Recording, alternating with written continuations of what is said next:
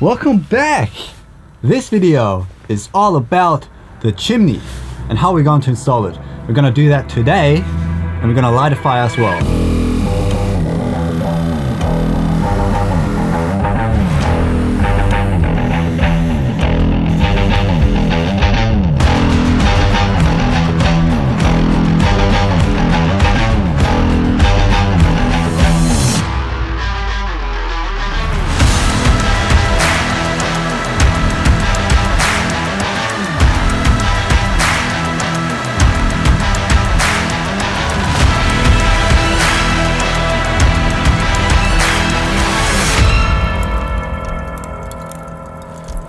Today might actually be the day that we are going to install the chimney for this wood burner.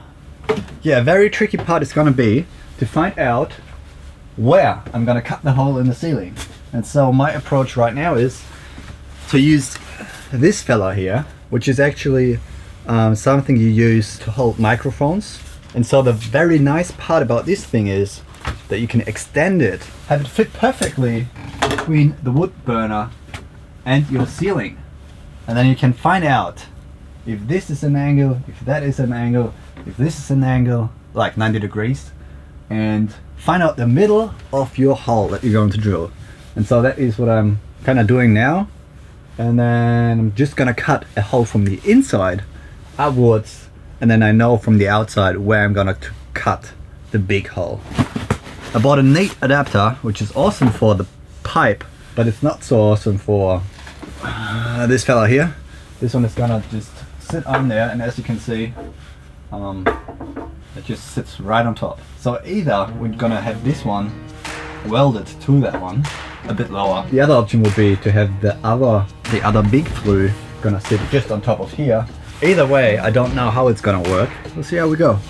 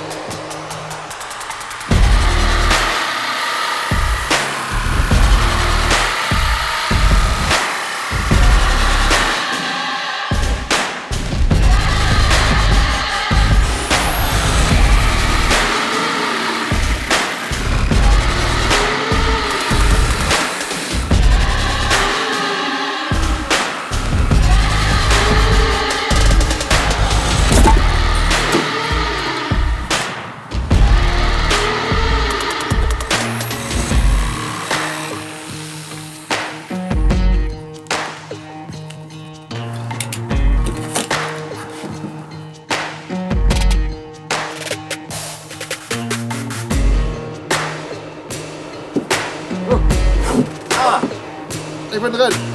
Ja. Dann kommen wir gleich, ne? Angedockt.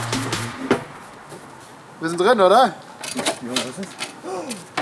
Ziemlich geil, perfekt.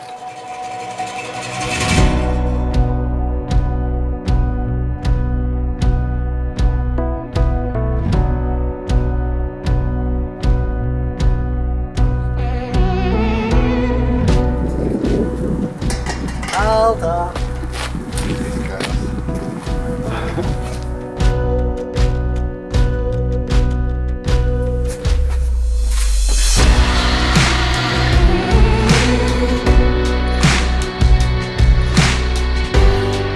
Last Saturday we were cutting out the bit of the roof where the chimney is gonna go through, and we were checking if we need the adapter or not. And we figured that because we need a bit more space on top of the roof, we will need the adapter. So that is what we're gonna do today. We're actually gonna have to weld on the adapter to the mount of the wood burner, and so that is gonna be a bit exciting because I don't know if it's gonna work or not. I did a bit of preparation the past days. I've already made this piece here, which acts, because it's two pieces of metal with a bit of air in between, kind of.